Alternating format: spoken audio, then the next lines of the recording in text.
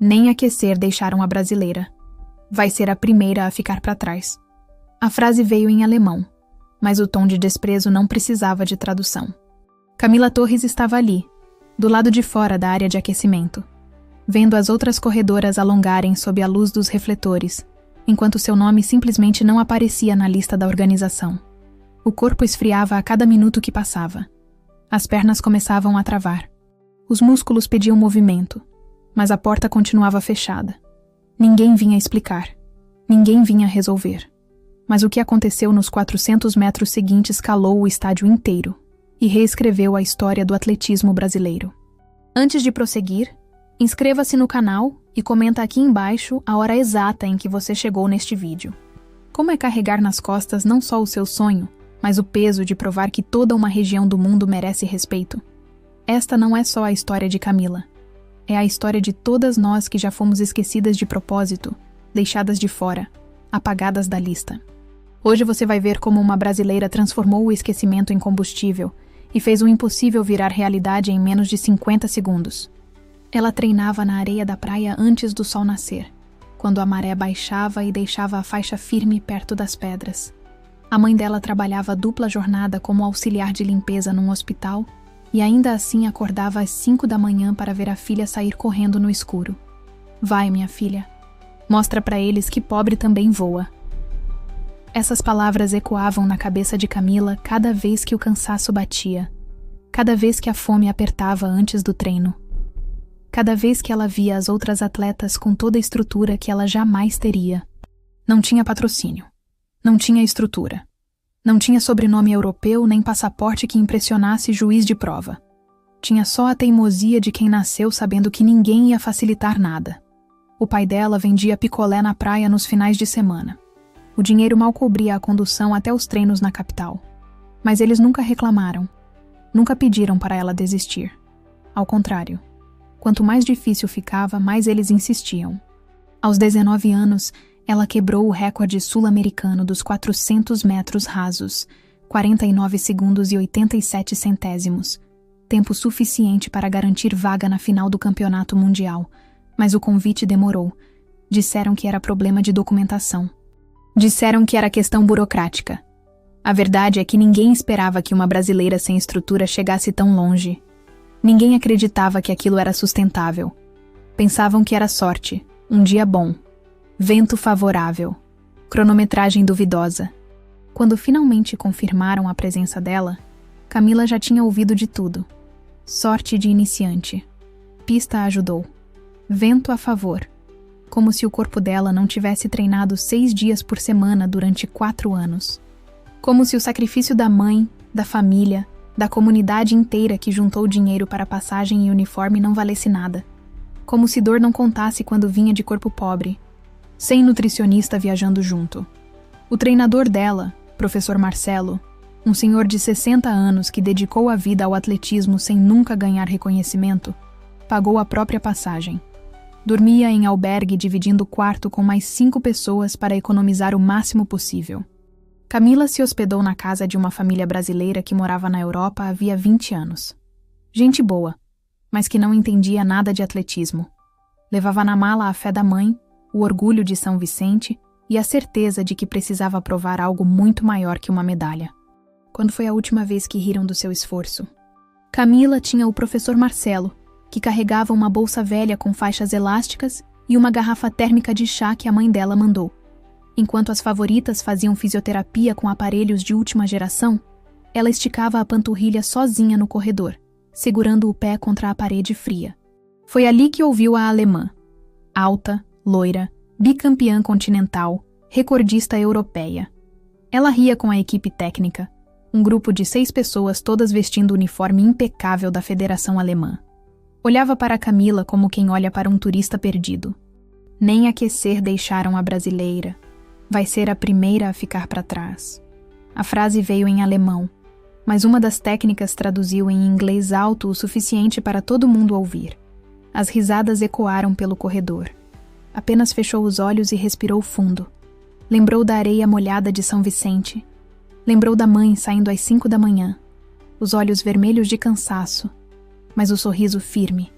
Lembrou do pai vendendo picolé sob o sol de 40 graus para pagar R$ 10 de passagem de ônibus. Lembrou de cada não que ouviu na vida. E sussurrou baixinho, só para si mesma. A gente não precisa de aquecimento quando já nasceu lutando. Você sabe o que eles não sabem. Você sabe que os primeiros 200 metros vão ser ruins porque seu corpo está frio. Mas seus últimos 200 vão ser o inferno que eles nunca viram. Porque você não treinou em pista perfeita. Você treinou na areia. E quem treina na areia não desiste quando o músculo pede socorro. O locutor pronunciou o nome errado. Camila Torres, do Brasil. Nem isso acertaram. Camila entrou na raia 4. A alemã estava na 6. A jamaicana favorita, atual campeã mundial, na 5. A americana vice-campeã olímpica, detentora de 3 medalhas de ouro em mundiais anteriores, na 3. O estádio tinha capacidade para 60.000 pessoas. Naquela noite, estava lotado. Bandeiras de todos os continentes tremulavam nas arquibancadas. Mas Camila não via ninguém. Via apenas a linha branca da largada e os 400 metros à frente. Seus olhos estavam fixos na curva final, lá na frente, onde ela sabia que tudo seria decidido. O juiz levantou a pistola. O silêncio cortou o ar como lâmina. 60.000 pessoas seguraram a respiração ao mesmo tempo. As pernas pareciam presas, os músculos frios, a respiração descompassada. Ela sabia o que era aquilo. Falta de aquecimento, falta de preparação adequada, falta de tudo que as outras tiveram. Era como tentar acelerar um carro com um motor frio. Cada fibra muscular gritava pedindo mais sangue, mais oxigênio, mais temperatura. A americana acelerava na parte interna com a técnica impecável de quem treinou a vida toda em pistas de nível olímpico. Camila estava em 5º lugar, quase 7ª. A sul-africana e a britânica também estavam na frente dela. O narrador da transmissão internacional falava em inglês, mas o tom era de velório antecipado. A brasileira Torres está perdendo contato com o pelotão principal. Parece que a falta de estrutura está pesando neste momento crucial. Mas ela conhecia aquela dor. Tinha sentido isso toda manhã na praia de São Vicente. Dor de quem corre no frio da madrugada, sem estrutura, sem privilégio. Dor de quem acorda quando o corpo pede mais 5 minutos. Dor de quem treina com fome porque não teve tempo de comer direito antes. Quantas vezes você teve que começar do zero enquanto os outros largavam na frente? Lembrou do que o professor Marcelo disse no aquecimento improvisado que fizeram escondidos atrás do estádio, longe dos olhares curiosos. Seus primeiros 200 metros vão ser ruins. Aceita isso. Não luta contra. Deixa o corpo aquecer naturalmente. Mas nos últimos 200, você solta o inferno. Porque você treinou diferente. Você treinou com fome. E fome, quando organizada, vence qualquer técnica europeia. Ela não olhava para os lados. Não olhava para trás. Olhava apenas para a linha que dividia a pista da jamaicana à frente. E começou a caçar. O grito virou estrondo. Quem estava sentado começou a levantar. Quem estava no celular largou o telefone. A respiração estava controlada agora. Os músculos quentes. O corpo finalmente respondendo como nos treinos. Ela sentia cada fibra muscular funcionando em sincronia perfeita. 4 anos de treino na areia. 4 anos de sacrifício. 4 anos correndo descalça para fortalecer o pé e o tornozelo. Tudo vindo à tona naqueles segundos. A jamaicana colada atrás, mantendo a 2ª posição com a experiência de quem já venceu tudo. Camila aumentou a frequência das passadas. O professor Marcelo chamava aquilo de cadência de desespero organizado. Era acelerar sem perder a técnica. Era explodir sem desmontar. Era encontrar o limite entre a loucura e a genialidade. Mas Camila não estava correndo só por ela. Estava correndo pela mãe que acordava às 5. Pelo pai que vendia picolé na praia para pagar passagem de ônibus até o treino. Por São Vicente inteiro. Por cada criança preta e pobre do Brasil que um dia ouviu que seu lugar não era ali. 70 metros. A alemã começou a sentir o peso. A passada dela encurtou. Só um pouco. Meio centímetro, talvez. Mas Camila percebeu. Ela conhecia aquilo. Era o corpo pedindo trégua. Era o momento em que técnica e privilégio encontram o limite. Era o segundo em que os músculos treinados em ambiente perfeito descobrem que não foram preparados para resistir à fome. E é ali que a fome decide. Agora era só ela e a alemã. O estádio inteiro de pé. 60 mil pessoas gritando ao mesmo tempo. O barulho era ensurdecedor. Um terremoto de vozes. Mas Camila não ouvia nada. Só ouvia a própria respiração. Só sentia o coração explodindo no peito. Só via a linha branca lá na frente. Você ficaria mais 10 segundos para ver o impossível acontecer? Foi ali que a alemã entendeu que tinha subestimado a brasileira. Foi ali que ela percebeu que fome vence estrutura. Mas algo maior do que ciência esportiva estava operando ali. Talvez fosse a soma de todos os não que ela ouviu na vida. Talvez fosse a humilhação no corredor. Talvez fosse a mãe, que naquele momento assistia de uma casa emprestada em São Vicente, agarrada no sofá, rezando com as mãos trêmulas e o coração acelerado. A alemã tentou reagir, mas o corpo não respondeu. Ela já havia dado tudo o que tinha. Camila ainda tinha mais. No último impulso você joga tudo, não guarda nada, porque depois da linha você pode cair, mas antes dela você voa. Primeiro lugar, 49 segundos e 72 centésimos. Recorde pessoal. Recorde sul-americano. Tempo que nenhuma atleta da América Latina jamais havia feito em final de campeonato mundial. Era vingança contra cada humilhação.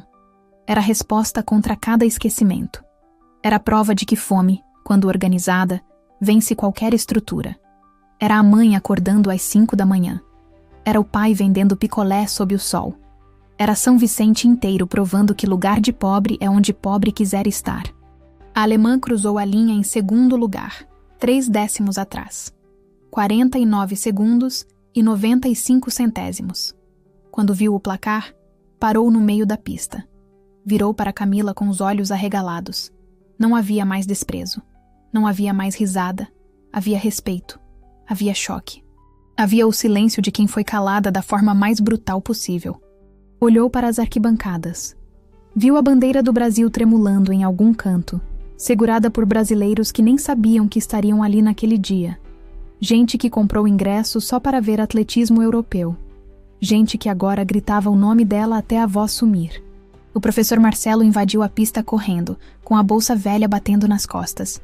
Abraçou Camila e chorou junto, o choro de quem dedicou 60 anos da vida ao atletismo sem nunca ter visto um pupilo vencer no nível mundial.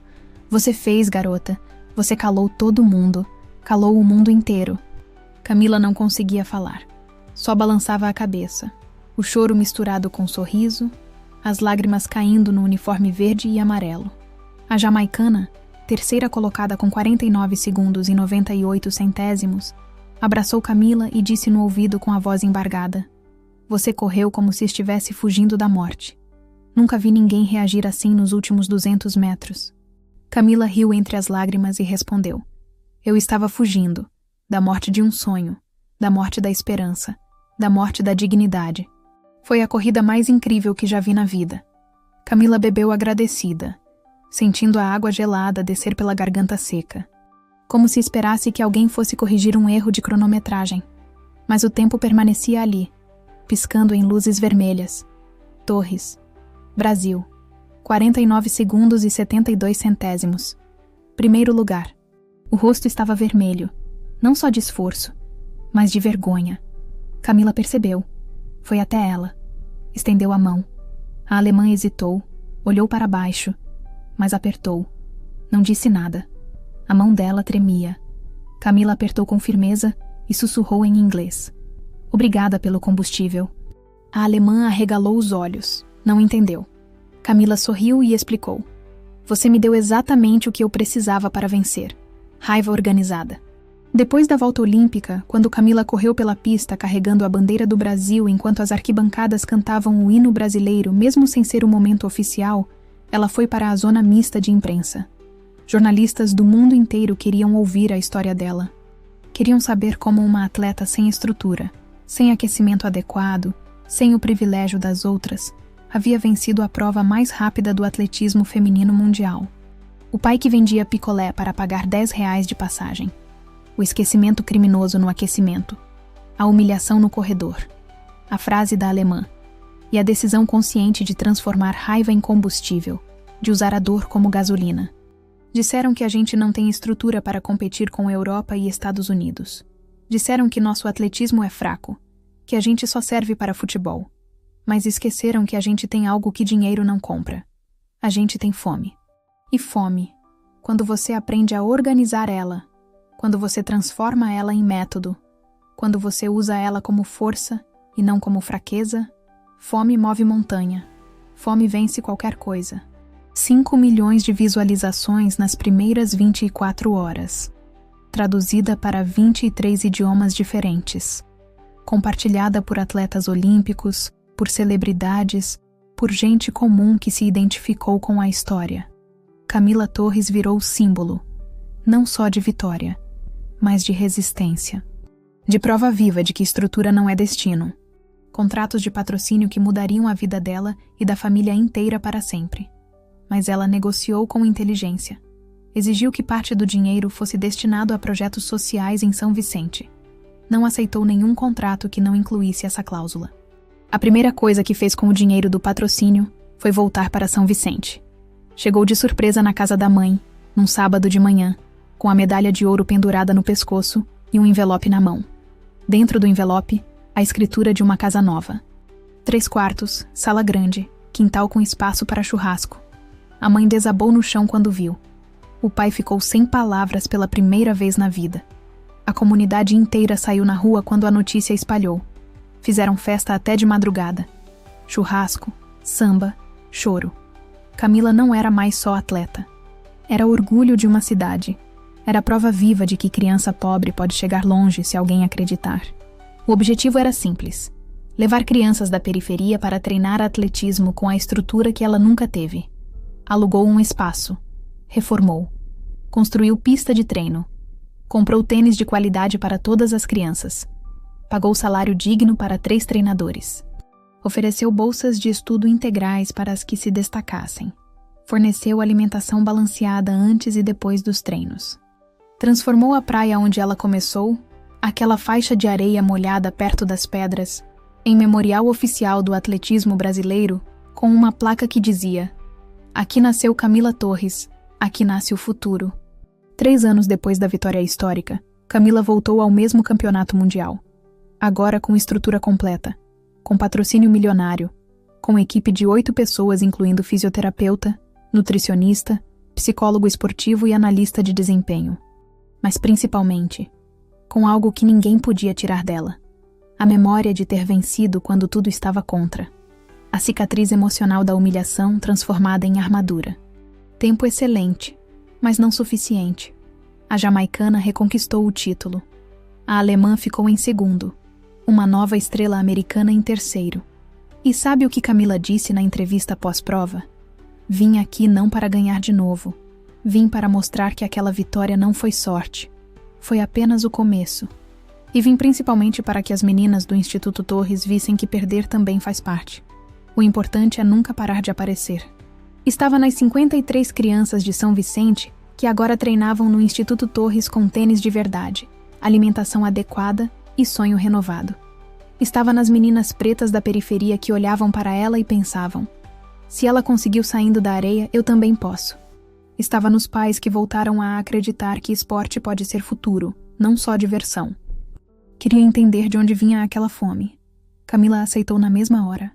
Quando a alemã pisou na areia de São Vicente, num domingo de manhã com o sol nascendo no horizonte e as crianças do instituto já treinando descalças como Camila fazia anos atrás, ela ficou em silêncio absoluto por quase 5 minutos. Só observava. Via meninas de 8, 10, 12 anos correndo na areia irregular, rindo, caindo, levantando, tentando de novo.